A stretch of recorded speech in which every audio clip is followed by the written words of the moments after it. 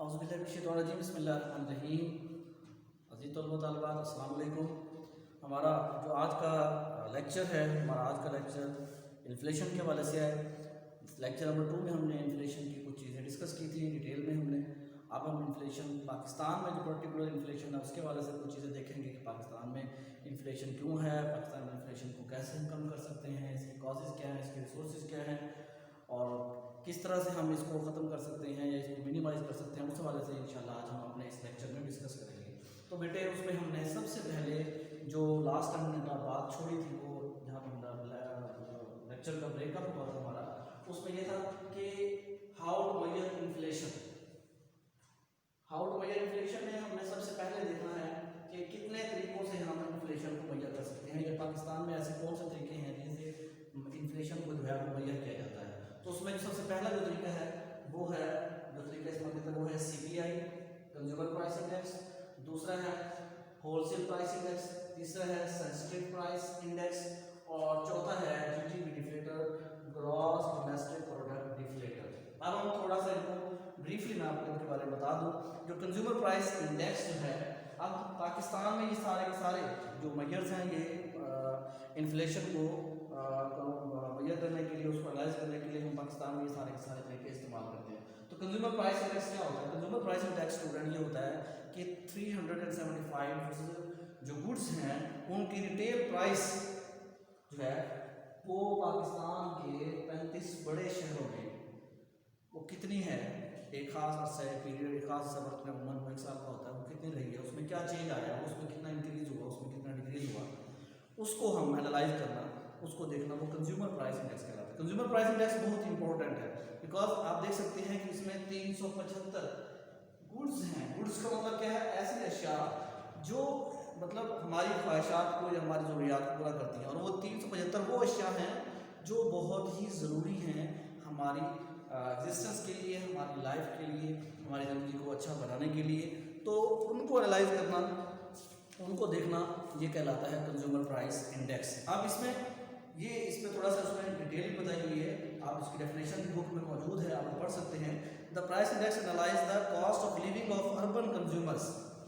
ये मतलब इसका एक बहुत इंपॉर्टेंट पॉइंट है कंज्यूमर प्राइस इंडेक्स का कि ये जो अर्बन मीन जो शहर में रहने वाले लोग हैं उनकी जो कास्ट ऑफ लिविंग है, मतलब उनके रहने का जो मेयार है वो कितना है और मतलब उस पर कितना उनका खर्चा आ रहा है, वो कास्ट ऑफ लिविंग कम है या ज़्यादा है, उससे वो हमें बताता है CPI या कंज्यूमर प्राइस इंडेक्स।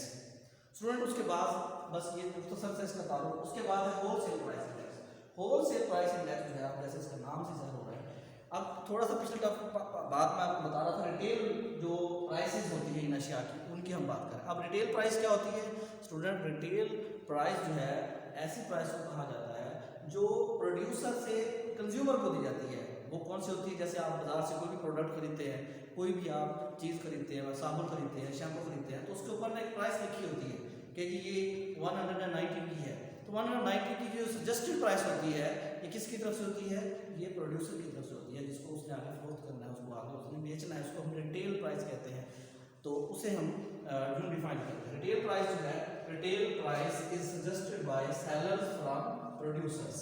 ये वो प्राइस होती है जो सजेस्ट की जाती है सेलर को, किसकी जानिब से? प्रोड्यूसर की जानिब से। उसके बाद हम आते हैं होलसेल प्राइस इंडेक्स के ऊपर। तो होलसेल प्राइस इंडेक्स जो है ये हमें क्या बताता है स्टूडेंट? होलसेल प्राइस इंडेक्स जो है ये हमें बताता है, ये एनालाइज करता है fluctuations occurring in the prices of selected goods. Fluctuations का मतलब क्या होता है? चेंजेस आते हैं, तब्दीलियां आती हैं। कौन से कितने गुड्स में? 425 गुड्स में।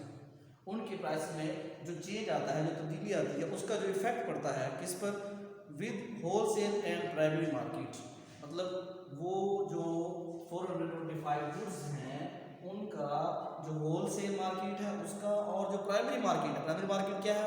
कौन सी मार्केट है? जहाँ से उस चीज़ को लिया गया, जहाँ से उस चीज़ का रॉ मटेरियल लिया गया, वहाँ से उसका जो इफेक्ट है वो हम देखते हैं, वो उसको एनालाइज करता है होलसेल प्राइस इंडेक्स में। The wholesale price index is prepared on the basis of prices of 425 goods while estimates estimating their prices those markets are consider where they are produce. मतलब जब हम उसको एस्टिमेट कर रहे होते हैं तो हम उन मार्केट्स को जहाँ पर ये प्रिपेयर किए जाते तैयार की जाती है उन मार्केट को कंसीडर करते हैं कि वहाँ पर किस तरह से ये प्रोडक्ट का मटेरियल लाया गया, रॉ मटेरियल लाया गया, फिर कैसे उसको प्रिपेयर किया गया और अब उसके बिहाफ पे जो उनका खर्चा आया उन्होंने उसकी क्या कीमत रखी है। तो वो जो फ्लक्चुएशंस आई हैं एक साल के अरसे में अशिया की कीमतों में उसको एनालाइज करना ये होलसेल प्राइस इंडेक्स कहलाता है।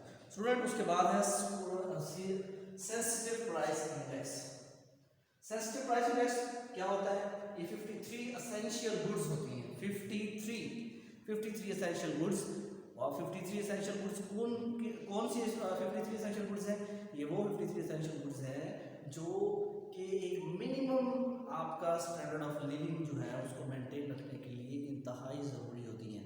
इसलिए हम इसमें जो इनकम ग्रुप जो डिस्कस करते हैं मेनली वो उसकी जो इनकम रेंज करती है वो 3000 से लेकर 12,000 तक होती है।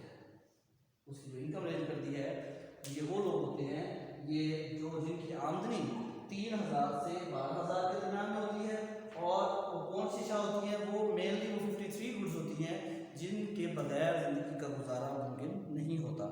विच are consumed by those whose monthly income ranging between 3,000 to 12,000 normally.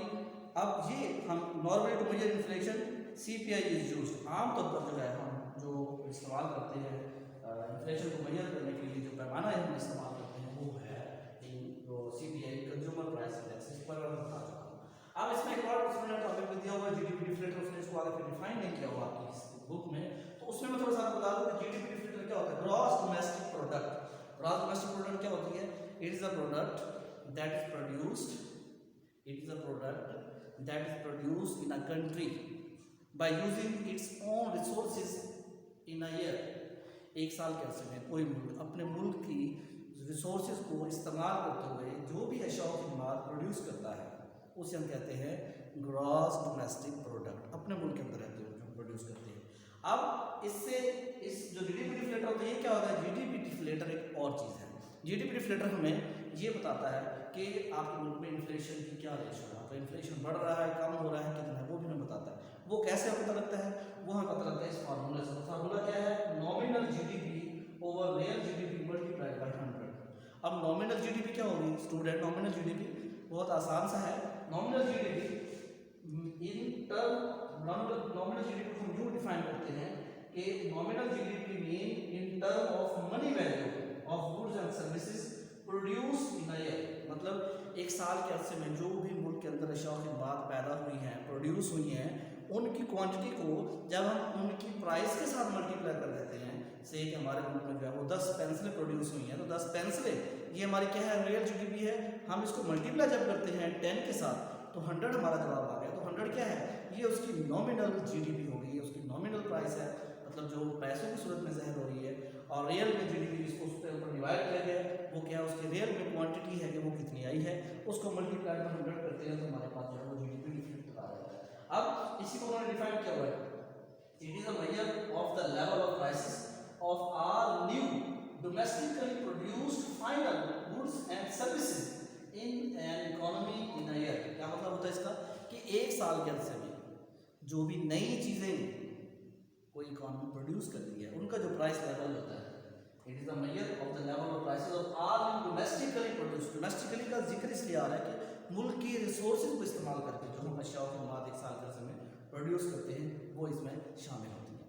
तो ये कुछ आपको बताना था कि इन्फ्लेशन को मैयर हम कैसे करते हैं, उसके ये 4 मेन मैयर हैं जिसकी वजह मतलब जिसके ज़रिए से हम जो है इन्फ्लेशन को मैयर कर सकते हैं। स्टूडेंट अब हम आते हैं अपने नेक्स्ट टॉपिक की तरफ, और वो टॉपिक जो है वो ये है कि sources of inflation in Pakistan क्या है। कि पाकिस्तान में इन्फ्लेशन कहाँ से प्रोड्यूस होता है, कहाँ से आया था पाकिस्तान में इतना इन्फ्लेशन। इन्फ्लेशन क्या है? अफरात-ए-ज़र क्या होता है कि चीज़ों की कीमतों में इजाफा होना, जनरल प्राइस लेवल में इंक्रीज होना।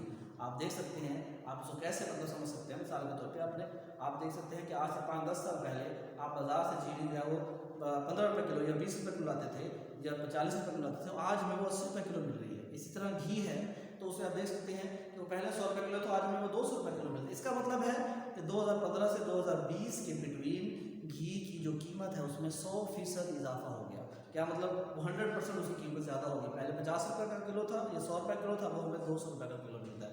तो इसका मतलब यही बेटा कि इन्फ्लेशन जो है वो 100% उसमें मतलब वो इन्फ्लेशन की वजह से उसकी प्राइसेस जो है ना वो इंक्रीज होते होते वो वहाँ तक पहुँच गई। आप इसे कर सकते हैं इस तरह से कि 20% एनुअली उसकी कीमत में इजाफा होता गया, 5 साल बाद होता वो 100 रुपये उसकी कीमत में इजाफा हो गया। इसी तरह से आप बाकी शायद कीमतों का भी अंदाज़ा लगा सकते हैं। तो इन्फ्लेशन एक्चुअली क्या होता है कि जो परसिस्टेंस इंक्रीज जो होता है वो प्राइसेस में जो आता है उसको हम इन्फ्लेशन कहते हैं। कंटिन्यूस इंक्रीज जो होता रहता है प्राइसेस में उसे हम कहते हैं। और वो भी बहुत ड्रास्टिकली होना, मतलब कंसिस्टेंसी से ना होना, मतलब 1 to 3% एनुअल होना वो कोई इशू नहीं होता। लेकिन अगर ये 10%, 12%, 20% एनुअल होता है तो ये बहुत ज़्यादा होता है, जिसका इफेक्ट खास तौर पे जो गरीब तबका होता है उसमें पड़ता है। और उसके अलावा जो उसका और ज़्यादा नेगेटिव इफेक्ट है वो ये कि पूरी इकॉनमी आपकी जो है ना वो कोलैप्स होती है इसकी वजह से, इन्फ्लेशन की वजह से, ज़्यादा प्राइसेस की वजह से, लेकिन क्योंकि इससे आपकी परचेजिंग पावर कम होती है। और अब हम आते हैं दूसरे टॉपिक की तरफ, वो है sources of inflation in Pakistan. कि पाकिस्तान में कौन से ऐसे सोर्सेज हैं जिनकी वजह से जो इन्फ्लेशन है वो हमारे मुल्क का जो है वो बढ़ता है। तो उसमें सबसे पहला वो जो बता रहा है, इसमें आपकी बुक में भी ये मौजूद है, वो है आपका इंटरनेशनल इन्फ्लेशन। सबसे पहला जो हमारा हेडिंग है वो है इंटरनेशनल इन्फ्लेशन का। इंटरनेशनल इन्फ्लेशन मतलब कि अब दुनिया एक ग्लोबल विलेज बन चुकी है, हमें पता है इस बात का। और फिर उसमें किसी एक मुल्क के हालात और वाक़यात का दूसरे ममालिक पे भी उसका इफेक्ट पड़ता है, क्योंकि अब दुनिया जो है एक दूसरे के साथ इस तरह से इंटरकनेक्टेड है, चाहे हम कल्चरली कह लें, चाहे हम उसको लिटरली कह लें, चाहे हम उसको पॉलिटिकली कह लें, चाहे हम उसको इकोनॉमिकली कह लें, चाहे हम उसको सोशली कह लें। अब क्योंकि एक मोबाइल, इंटरनेट और कंप्यूटर इस तरह की चीज़ों ने हर एक जो मीन्स ऑफ कम्युनिकेशन है उसको इतना फास्ट कर दिया है कि कोई भी किसी एक मुल्क में आने वाले मसाइल जो होते हैं वो दूसरे ममालिक जो होते हैं उससे वो इफेक्ट हो जाते हैं। तो इसमें सबसे पहली वजह जो है वो इंटरनेशनल इन्फ्लेशन है उसकी वजह। उसमें 2-4 चीज़ें इसमें आपके इस हेडिंग में उन्होंने डिस्कस की हुई हैं। जैसे बता रहा है कि 1960s में अब हमारा मोस्टली जो हमारी मैशत है उसके निसाब जो है वो अमेरिका पर है। अमेरिका के साथ हमारी ट्रेड बहुत ज़्यादा है, मतलब 2-4 ऐसे मेन ममालिक हैं जिनके साथ पाकिस्तान की ट्रेड बहुत ज़्यादा है, जिसमें चाइना है, पाकिस्तान है और 2-3 ममालिक हैं जिनसे पाकिस्तान जो है वो अपनी अशिया ज़्यादातर इम्पोर्ट करता है। तो इस वजह से जब हमारी जब ज़्यादा हम किसी ममालिक से कोई चीज़ ले रहे होते हैं तो उस मुल्क में आने वाला कोई भी इकोनॉमिक अप एंड डाउन वो डेफिनेट सी बात है कि उस मुल्क से बनने वाली चीज़ें जो हमारे मुल्क में आ रही हैं वो भी हमें उसी तरह से उसी इफेक्ट हो कि हमें वहाँ से मिल रही है। तो इस वजह से क्या होता है वो चीज़ों की कीमतें उसी तरह से बढ़ना शुरू हो जाती है। अब वो बता रहे थे 1960s में अमेरिका ने मुख्तलिफ वार्स की, वियतनाम वार हुई, इसके अलावा जो है और इसमें वो बता रहा है कि devaluation of pounds and dollar, US space base expenditure, US ने जो है एक्सपेंडिचर अपने बढ़ा दिए अपने इसको बढ़ाने के लिए, स्पेस में अपनी बर्थ को बढ़ाने के लिए उसके ऊपर उसने अखराजात किए। तो उसकी वजह से क्या हुआ, मुल्क के अंदर फिर अखराजात बढ़ गए। तो उससे क्या हो गया कि मुल्क के अंदर चीज़ें महंगी होना शुरू हो, क्योंकि वो ज़्यादा रकम वहाँ पर खर्च कर रहा था तो उसके नतीजे में पैसा ज़्यादा छापा गया उस मुल्क के अंदर, ज़्यादा मतलब उसकी सप्लाई हुई। उसके अलावा उसमें वो ये बता रहा है कि rise in prices of gold and rise in US balance of payment deficit are the factor which led the foundation of international inflation. उसके बाद 1970s में US refusal to convert dollar into gold, the drastic increase of price of oil and monopolistic behaviour of multinational corporation promoted international inflation. इसके अलावा पाकिस्तान जो है, पाकिस्तान में इसकी वजह से क्योंकि पाकिस्तान मेनली अमेरिका से जुड़ा हुआ है, बहुत सारी जो हमारी इम्पोर्ट्स हैं वो वहीं से आती हैं, तो इसलिए अमेरिका में आने वाला कोई भी मामला होता है, चाहे वो पॉलिटिकल हो चाहे वो इकोनॉमिक हो, उसके इफेक्ट पाकिस्तान की इकोनॉमी पे हमें नज़र आते हैं इसकी वजह से। हालांकि हमारा उससे डायरेक्ट कोई इस तरह का मामला लेन देन नहीं है, लेकिन फिर भी क्योंकि हमारी इकोनॉमिक जो डिपेंडेंसी है उस मुल्क पर है, इस वजह से हम उस मुल्क से मुतासर होते हैं, हमारे से वो हज़ारों किलोमीटर दूर है वो। तो इसलिए वो कुछ चीज़ें इसमें आ गई। उसके अलावा 2005 और 6 में greater rise in oil prices, अच्छी तरह से याद 2005-6 में ऑयल प्राइसेस बहुत ज़्यादा बढ़ गई थी, तो उसकी वजह से अशिया की कीमतें जो है वो बहुत ज़्यादा बढ़ी हैं। ज़ाहिर है वो ऑयल जो है वो मुख्तलिफ अशिया की प्रिपरेशन में इस्तेमाल होता है, मुख्तलिफ अशिया की तैयारी में इस्तेमाल होता है। तो जब हम उसको एज ए इनपुट उसको यूज़ किया जाता है फैक्ट्री चलाने के लिए, तो ज़ाहिर जब वो इनपुट महंगा आएगा तो उससे जो चीज़ बनेगी उसकी कॉस्ट ऑफ प्रोडक्शन बढ़ेगी और वो हमें महंगी मिलेगी। तो 2005-06 में आने वाला जो ऑयल प्राइस का एक इंक्रीज़ था वो बहुत ज़्यादा इसने इफेक्ट किया। उसके अलावा पाकिस्तान में जो है इन 2000 मार्च अप्रैल 2019 में not only oil gold price increase sharply in the world but also in Pakistan में भी 2000 जो है 19 में मार्च अप्रैल 2019 में जो है वो कीमतें इन गोल्ड की बढ़ी हैं, ऑयल की बढ़ी हैं, तो उसकी वजह से ये हालात हुए हैं। और अब हम देख सकते हैं कोविड-19 की वजह से भी अब चूँकि डिमांड जो है वो एशिया की ज़्यादा होगी, सप्लाई कम है, तो इसकी वजह से भी हम देख सकते हैं कि हमारे मुल्क में जो है वो चीज़ें हमें महंगी मिलती हैं। तो ये एक वजह है इंटरनेशनल इन्फ्लेशन, जिसकी वजह से पाकिस्तान में इन्फ्लेशन आता है। सेकेंड है जो इंक्रीज इन वेजेस।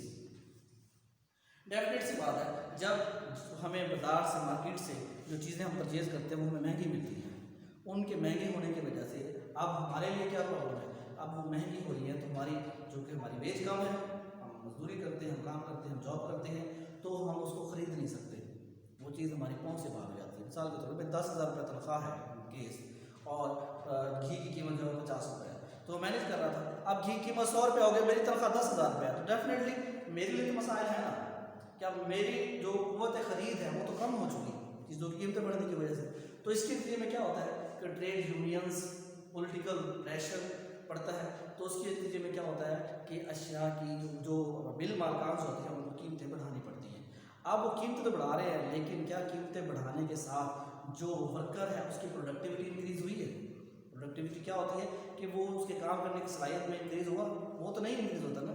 तो उसके नतीजे में क्या होता है कि ना तो प्रोडक्टिविटी इंक्रीज़ हो रही है, ना ही नई अशिया बन रही हैं, वो उनकी, लेकिन उनकी वेजेस जो है तो बढ़ जाती हैं। जब उनकी वेजेस बढ़ती हैं तो उनको क्या होता है, उसके नतीजे में ज़र की सप्लाई जो होती है, मनी सप्लाई जो होती है वो इंक्रीज़ होती है। मनी सप्लाई इंक्रीज़ होने का लाजमी नतीजा होता है कि आपके मुल्क के अंदर अशिया की कीमतें जो होती हैं वो बढ़ना शुरू हो जाती हैं। तो इसलिए इंक्रीज वेजेस की वजह, उसके बाद increase in money supply. In the last few years, जो थर्ड नंबर पे हम डिस्कस कर रहे हैं, increase in money supply. In the last few years, particularly during 1990s, there have been a superb increase in money supply. Money supply जो था वो बता रहे 3, मतलब इसमें जो है ना superb increase हुआ. Such increase in money supply is attributed to greater increase in government non-productive expenditure. पहला जो money supply increase हुई, पहली वजह बनी money supply increase होने की, उसकी वजह जो बता रहा है कि गवर्नमेंट ने नॉन प्रोडक्टिव जो काम थे उनके ऊपर अखराजात आपने बढ़ा दिए। अब नॉन प्रोडक्टिव काम कौन से होते हैं, मतलब ऐसे काम कि जिससे आपके मुल्क की मायशत में कोई पॉजिटिव या मतलब लॉन्ग टर्म में भी, शॉर्ट टर्म में भी कोई आपका पॉजिटिव कोई प्रोडक्टिव चीज़ प्रोड्यूस ना हो रही है। मिसाल के तौर पर कोई ऐसी कोई फोर्स बना दें, ऐसे पुलिस फोर्स बना दी या इस तरह की चीज़ें बना दी, वो मतलब एक्चुअली तो वो वेलफेयर के लिए हैं, लेकिन उससे उनकी प्रोडक्टिविटी पे तो कोई असर नहीं पड़ रहा ना। तो इस तरह के कामों में जो है वो इंक्रीज़ होने की वजह से उससे नतीजा ये निकला कि उनके अंदर जो है वो इन्फ्लेशन बढ़ा। उसके बाद fall in domestic saving and investment. जाहिर बात है, जब आपके मुल्क में इन्फ्लेशन होता है, जब आपके मुल्क में फ़रातज़र होता है, तो आपकी जो सेविंग्स होती है वो कम होना शुरू हो जाती है। सेविंग्स की वजह से आपकी इन्वेस्टमेंट जो होती है वो भी कम होना शुरू। जब सेविंग नहीं होगी तो आपके पास बचत ही नहीं होगी, तो आप इन्वेस्टमेंट नहीं कर पाते। उसके बाद इंक्रीज इन फॉरेन रेमिटेंसेस। उसका इसके अलावा भी एक ये भी है कि जब फॉरेन रेमिटेंसेस क्या होते हैं, बाहर के मालिक जो लोग हमारे मुल्क के बाहर के मुल्क में जाके वो काम करते हैं, वो हमारे मुल्क में जो ज़र मुबादला भेजते हैं उसको पैसों में कन्वर्ट किया जाता है, रुपीज़ में कन्वर्ट किया जाता है। तो जब वो ज़्यादा फॉरेन रेमिटेंसेस हमारे मुल्क में आते हैं तो उसके लिए हमें उनको रुपयों में कन्वर्ट करने के लिए ज़्यादा रुपयों की ज़रूरत होती है, जिसकी वजह से हम ज़्यादा नोट छाप लेते हैं नए। उसके नतीजे में क्या होता है कि हमारे मुल्क की जो इन्फ्लेशन जो हमारे मुल्क का वो इंक्रीज़ हो जाता है। बाकी डिटेल इसमें मौजूद है, आप लोग इसे स्टडी कर लेंगे। देन वो इसमें चौथा पॉइंट है fall in production. Fall in production आप देखिए कि 2015 और 16 में -0.97% हमारी जो एग्रीकल्चर ग्रोथ है ना वो माइनस में चली गई, कुछ जो है वो नेचुरल हालात की वजह से। तो ये एक बड़ा एक प्रॉब्लम है हमारी इकोनॉमी के साथ, क्योंकि हमारी जो इकोनॉमी है वो बेस करती है ज़राअत के ऊपर। अब ज़राअत जो है वो एक ऐसा शोबा है जो नेचुरल डिज़ास्टर्स की शिकंजे में ज़्यादा आता है, बजाय बनिस्बत जो है वो इंडस्ट्रीज़ जैसे आप देख सकते हैं। अब जो है टिड्डी दल आ गया और ये जो है कोरोना की वजह से मसाइल आ गए। इसके अलावा जो है वो मुख्तलिफ किस्म की जो है वो बारिशें आई हैं, उसकी वजह से मुख्तलिफ बीमारियाँ हुई हैं। तो इसके नतीजे में क्या होता है कि प्रोडक्टिविटी जो होती है ना वो जो है वो कम होना शुरू हो जाती है। तो जब प्रोडक्टिविटी नहीं हो रही, गंदम नहीं हो रही, कपास नहीं हो रही, गन्ना नहीं हो रहा, तो उसके नतीजे में क्या होता है कि उसकी जो इंडस्ट्रीज़ होती हैं उनमें जो एज इनपुट इस्तेमाल होती है ना, कपड़ा है या गंदम है, आटा है या और चीनी है, तो उसका नतीजा क्या निकलता है? जब प्रोडक्टिविटी कम होगी तो उसके नतीजे में अशिया की जो कीमतें हैं वो बढ़ना शुरू हो जाती हैं, क्योंकि अब वो कम मिकदार में जब मार्केट में आएगी या कम मिकदार में फैक्ट्रीज में जाएगी तो कम मिकदार में पैदा होगी, जबकि उसकी डिमांड ज़्यादा होगी, लोग उसको ज़्यादा तलब कर रहे होंगे, उसकी रसद या सप्लाई उतनी नहीं होगी, तो उसके नतीजे में क्या होता है? कीमतें बढ़ना शुरू हो जाती है। तो फॉल इन प्रोडक्शन ये भी एक वजह है हमारे मुल्क में जो है वो इन्फ्लेशन की। उसके अलावा वो ये बता रहा है कि हमारे मुल्क की जो पॉपुलेशन है, पॉपुलेशन प्रेशर 1.86% हमारी जो पॉपुलेशन है इसकी जो बढ़ने की रफ्तार जो है वो 1.86% है 2017 में। तो अब 2018 में ये कितनी है? 1.86%। मुझे ये बता रहा है कि कीनिया के बाद 36 जो पुअर कंट्रीज़ हैं, पाकिस्तान उसमें जो है वो दूसरे नंबर पर आता है। मतलब पाकिस्तान जो है वर्ल्ड में छठे नंबर पर है आबादी के लिहाज से। तो इंक्रीज इन पॉपुलेशन के इंक्रीज़ होने से साथ साथ अगर रिसोर्सेज भी इंक्रीज़ हों तो फिर ये इंक्रीज़ इन पॉपुलेशन जो है और इंक्रीज़ इन रिसोर्स जो है वो एक दूसरे को ऑफसेट कर देते हैं और इकोनॉमी पे कोई इफेक्ट नहीं पड़ता। लेकिन जब ऐसी सूरत हाल हो कि आपके पास रिसोर्स ना हो, आपकी जो पॉपुलेशन है वो इंक्रीज़ हो रही हो, तो उसके नतीजे में क्या होता है कि आपकी जो इन्फ्लेशन है वो इंक्रीज़ होना शुरू होता है, क्योंकि जब आपकी डिमांड बढ़ रही है, आपकी प्रोडक्टिविटी इंक्रीज़ नहीं हो रही है, तो उसके नतीजा लाजमी तौर पर ऐसा निकलता है कि आपके मुल्क की इन्फ्लेशन जो रहता है उसमें इंक्रीज़ होना शुरू हो जाता है। उसके अलावा फॉरेन एड जो है, अब पाकिस्तान के ऊपर $90 बिलियन 90 बिलियन डॉलर 2018 में पाकिस्तान में जो पाकिस्तान के ऊपर जो डेट बर्डन था वो $90 बिलियन था।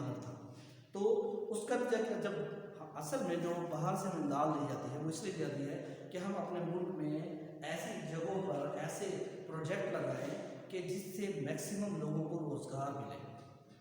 हम सेल्फ सफिशिएंट की जो कंडीशन है, सेल्फ सस्टेंसी की कंडीशन जो है, सेल्फ डिपेंडेंसी की कंडीशन जो है, उस कंडीशन में आ जाए।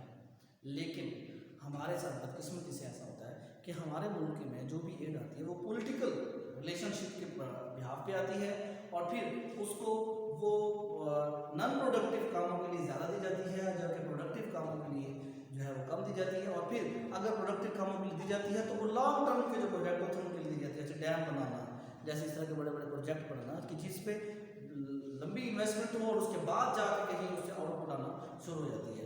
तो उसके लिए में क्या निकलता है? फॉरेन एड जो है वो बजाय मुल्क की इकोनॉमी को फ़ायदा पहुंचाने के वो मुल्क की इकोनॉमी को नुकसान पहुंचाना शुरू हो जाता है। लिहाजा इसलिए हमें जो है फॉरेन एड ऐसे हवाले से जो है वो जो मिलती है उसका एक तो उसका इस्तेमाल दूसरी जगह पर होना चाहिए, दूसरा ऐसे प्रोजेक्ट पर होना चाहिए कि जहाँ से मैक्सिमम लोगों को जो है वो फौरी तौर पर रोज़गार मिले। उसके बाद स्टूडेंट हम आते हैं no limits to growth. No limits to growth का मतलब ये है कि हमारी सोसाइटी एक ऐसी सोसाइटी है जो डिमॉन्स्ट्रेशन इफेक्ट से बहुत ज़्यादा मुतासिर होती है। क्या होता है डिमॉन्स्ट्रेशन इफेक्ट? कि हम सब जो दूसरे तरक्की याफ्ता ममालिक हैं उन ममालिक के अंदर जो भी सहूलियात हैं, जो भी सर्विसेज हैं, जो भी उनके अंदर फैसिलिटीज़ दी जाती हैं, हम चाहते हैं कि वो हमें भी दस्तियाब हो जाए। जबकि हम ये देखते हैं कि उस मेयार तक, उस लेवल तक पहुँचने के लिए उन लोगों ने कितनी कुर्बानियाँ दी हैं, कितनी स्ट्रगल की है, कितनी एफर्ट की है, तो अब उस मुकाम। लेकिन हम शॉर्टकट के चक्रों में ऐसे पढ़ते हैं कि हम वहाँ से अपने जो भी हार्ड अर्न मनी जो होती है, हमारी मेहनत से कोई रकम होती है, वो हम कोशिश करते हैं कि हम ऑटोमोबाइल्स ले लें, बड़ी गाड़ी ले लें, बड़ा घर बना लें, इस तरह की चीज़ों में बहुत ज़्यादा हम खर्च करते हैं डिमॉन्स्ट्रेशन इफेक्ट पे। जबकि हम वही पैसा, वही रकम जो है किसी प्रोजेक्ट पे, किसी कारोबार पे, किसी सरमाए, किसी फैक्ट्री पे या किसी ऐसे प्रोजेक्ट पे नहीं लगाते हैं कि जहाँ से मुस्तकबिल में हमें भी आमदनी हासिल हो और प्लस वो उससे कई और लोगों को भी जो है वो रोज़गार के मौके मुयसर है। तो ये डिमॉन्स्ट्रेशन इफेक्ट जो है ये भी एक वजह है, क्योंकि जब हमारे मुल्क में लोग इस तरह की चीज़ों पर ज़्यादा खर्च करते हैं जिनकी डिमांड और सप्लाई नहीं है, तो नतीजे के तौर पर क्या होता है कि अशिया की कीमतें बढ़ना शुरू हो जाती है। उसके बाद है improper economic policies. Improper economic policies जो है 8वें नंबर पर है। ये भी हमारे मुल्क की जो है बदकिस्मती है कि हमारे मुल्क की जो पॉलिसीज़ हमारे मुल्क के लिए बनाई गई इकोनॉमी वो कभी भी कामयाब ना हो सकी। स्टूडेंट, एक वक्त था कि पाकिस्तान और कोलंबो प्लान का नाम दिया गया था उसको। पाकिस्तान और कोलंबो ने मिल के एक प्लान बनाया था कि जिसको उन्होंने ये डिसाइड किया था कि हमने मिल के जो है ना इकोनॉमिक मनसूबाबंदी करनी है। तो वो मुआशी मनसूबाबंदी जो 1950 से स्टार्ट हुई वो उस मुल्क ने तो उस पर उसके मुताबिक काम करके अपना जो था वो मेयार आज बना लिया, लेकिन पाकिस्तान आज भी वहीं का वहीं है। तो उसकी वजह क्या है कि हमारी जो इम्प्रॉपर इकोनॉमिक पॉलिसीज़ जो हैं वो बहुत ज़्यादा इफ़ेक्ट करती हैं। मिसाल के तौर पे अयूब खां के दौर में ये हुआ कि हमारे मुल्क के अंदर जो था वो इंडस्ट्रीज़ को, रोड्स को और इस तरह के जो बड़े बड़े प्रोजेक्ट थे ना उनको बड़ा फोकस किया गया। उसके नतीजे में क्या हुआ कि जो बड़े बड़े अमीर लोग थे वो इन प्रोजेक्ट पर काबिज हो गए, इन चीज़ों पर काबिज हो गए और वो चंद लोगों के हाथों में हमारी इकॉनमी चली गई। और इसके बाद ऐसे आते हैं भुट्टो के दौर में, तो भुट्टो के दौर में सोशलिज्म को कहा गया। इसके नतीजे में क्या हुआ कि वही बैंक, वही इंडस्ट्रीज़ जो भुट्टो के अयूब खां के दौर में लगाए गए उन सबको नेशनलाइज कर दिया गया। और हमको पता है कि वो नेशनलाइज होने की वजह से क्या हो गया कि वो सब जो थी उनकी प्रोडक्टिविटी जो थी वो ख़त्म हो गई। तो इसके नतीजे में पहले जो थी किस्म उसमें क्या हो गया कि गरीब बंदा बिल्कुल पिस गया। दूसरे में क्या हो गया कि वो जो गरीब बंदा था उसको कोई बेनिफिट तो मिला, लेकिन वो बेनिफिट वो जो था वो रूट तक ना जा सका और उसका मिसयूज़ बहुत ज़्यादा किया गया, जिसकी वजह से वो जो उसके फ़ायदे आने थे उस चीज़ के को ब्याए जाने के, नेशनलाइज करने के फ़ायदे हासिल ना। उसके नतीजे के तौर पे हमें दोबारा से वो इदारे जो गवर्नमेंट ने अपने कब्ज़े में लिए थे दोबारा से उनको प्राइवेटाइज करना पड़ रहा है। तो इस तरह के प्रोजेक्ट जो थे वो हमारे लिए बायस जो है वो तकलीफ होते हैं, जिसके नतीजे में क्या होता है कि मुख्तलिफ किस्म के मसाइल जो होते हैं वो इकॉनमीज़ में पैदा होते हैं। तो इम्प्रॉपर इकोनॉमिक पॉलिसीज़ की भी एक वजह है कि जिसकी वजह से हमारे मुल्क में अंदर जो था वो इकोनॉमिक पॉलिसीज़ के अंदर इंटरकनेक्टिविटी ना होने की वजह से सप्लाई और डिमांड आपस में कभी बराबर नहीं हो पाए और उसके नतीजे में शायद कीमतें जो थी वो बढ़ना शुरू हो जाती है। उसके बाद हम persistent deficit imbalance of payment. Persistent deficit imbalance of payment का मतलब क्या है कि जब आपके मुल्क की एक्सपोर्ट कम होती है, इंपोर्ट्स ज़्यादा होती हैं। जब इंपोर्ट्स ज़्यादा होती हैं तो इंपोर्ट्स को जो अखराजात हैं उनको पूरा करने के लिए आपको जो है वो खसारे की सरमायाकारी करना पड़ती है। डेफिसिट फाइनेंसिंग इसको बोलते हैं, मतलब बगैर गारंटी के आप नोट छाप लेते हैं। नोट छापने के लिए अमूमन दो तरह के तरीके इस्तेमाल किए, जिसमें एक तरीका ये होता है जो है कि आप जो है कुछ परसेंट आप जो है जितने नोट छापते हैं कुछ परसेंट गोल्ड अपने पास रखते हैं, और एक तरीका दूसरा तरीका जो है वो ये है कि आपको पार्लियामेंट से मदद लेना पड़ती है, फिर आप नोट छाप सकते हैं। तो पाकिस्तान में जो है वो बगैर गारंटी के फिर उसको उस कमी को पूरा करने के लिए जो हम इंपोर्ट्स लेते हैं बाहर के मालिक से, क्योंकि एक्सपोर्ट और इंपोर्ट्स अगर तो बराबर होगी, क्योंकि इंटरनेशनल जो लेन देन होता है वो डॉलर्स में होता है। अब मैं 2 रुपये की चीज़ बेचूँ और मैं 6 रुपये की बाहर से मंगवाऊँ, मैं $2 की चीज़ बेचूँ और $6 की चीज़ मंगवाऊँगा, तो मेरे $4 मेरे पास कहाँ से आएंगे? तो ज़ाहिर बात है उसके लिए मुझे अपने मुल्क से कर्जा लेना पड़ेगा, मुझसे बैंक से, या मैं बाहर मुल्क से कर्जा लूँगा। और वो इंपोर्ट्स ऐसी चीज़ों की होती है जो कि मतलब हमारी इकॉनमी को फ़ायदा नहीं देती है। वो इस तरह की चीज़ होती है जैसे ऑटोमोबाइल्स हो गई, जैसे इस तरह की कुछ और मतलब चीज़ें होंगी कि जिसका इफेक्ट इकॉनमी पे नहीं पड़ता, बल्कि वो इकॉनमी पे इस तरह का पड़ता है कि जिससे क्या होता है कि हमारी इन्फ्लेशन जो होती है उसको फर्दर इंक्रीज़ होने का बायस बनती है। उसके बाद अब जो डिफेक्टिव सोशल स्ट्रक्चर है, उसकी एक वजह है डिफेक्टिव सोशल स्ट्रक्चर नंबर 10 पे है। डिफेक्टिव सोशल स्ट्रक्चर में यूँ होता है कि हमारे यहाँ एक ट्रेंड है कि हम लोग हमेशा ये कोशिश करते हैं, एक डिमॉन्स्ट्रेशन इफेक्ट होने की वजह से, कि हम लोग पैसा जो है ऐसी चीज़ों पे लगाते हैं जहाँ से कोई हमें आउटपुट नहीं मिलता। मिसाल के तौर पर शादी ब्याह पे लोग लाखों रुपए, करोड़ों रुपए खर्च कर देते हैं और पूछने पर बताते हैं कि जी हमने सारी जिंदगी कमाई इसलिए की है। आप देखें कि ऐसी चीज़ों को बेजा फजूल खर्चात करना कि जिससे किसी की ज़िंदगी को कोई फ़ायदा ना हो, जिससे मुल्क की इकॉनमी को कोई इफेक्ट ना पड़े, बल्कि वो पैसा आपका जो है वो पानी की तरह बह जाए और उसका कोई आपकी इकॉनमी पॉजिटिव इफेक्ट ना पड़े। तो ऐसे जो खर्चात हैं या ऐसे जो मतलब पैसों का खर्च करना, वो पैसे का ज़िया होता है। उसके नतीजे में क्या होता है कि मनी सप्लाई बढ़ जाती है ऐसी चीज़ों पर खर्च करने से, और उसका नतीजा निकलता है कि उनके अंदर जो है वो जो इन्फ्लेशन है वो बढ़ना शुरू हो जाता है। तो इसलिए हमारे मुल्क में जो है ये एक बड़ी वजह है। उसके अलावा हमारे अंदर ये एक बड़ी खामी है, एक सोशल मतलब खामी है कि हम अपने मुल्क की बनने वाली चीज़ों को हम कभी भी प्रेफरेंस नहीं देते।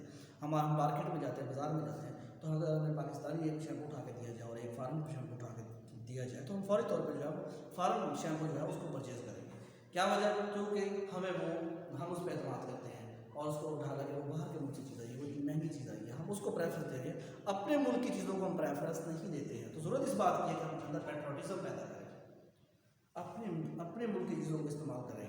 एक कंपेन चलाएं हम इसके लिए जब हम अपने मुल्क की चीज़ों का इस्तेमाल करेंगे तो हमारे बाहर के मुल्कों की जो डिपेंडेंसी है वो कम हो जाएगी, और उसका नतीजा निकलेगा कि जो पैसा हम बाहर के मालिक की चीज़ों को लेने पर खर्च कर देते हैं, वो जब हम अपने मुल्क की वही चीज़ें इस्तेमाल करना शुरू करेंगे तो हमारा जो खर्चा उन जगहों पर हो रहा है वो बच जाया करेगा, और उसके नतीजे में क्या होगा कि हमारे मुल्क की जो मनी सप्लाई है, जो ज़र की सप्लाई जो है वो एक लेवल पर आ जाएगी, और उसके नतीजे में ये होगा कि हमारे पास जो है वो इन्फ्लेशन जो अफरात ज़र है वो कम होना शुरू हो जाएगा। तो स्टूडेंट, आज का जो मेरा ये लेक्चर था वो पहले तो हमने इस पर डिस्कस किया था कि इन्फ्लेशन जो है उसको मेजर कैसे करते हैं, उसको क्या पैमाने हैं, उसको वो हमने डिस्कस किया। फिर आज हमने ये डिस्कस किया कि पाकिस्तान में जो सोर्सेज ऑफ इन्फ्लेशन है वो क्या है। तो इंशाल्लाह नेक्स्ट वीक में ज़िंदगी बखैर तो हम इसका जो 4th लेक्चर है उसमें हम इस टॉपिक को डिवाइड अप करेंगे और देखेंगे कि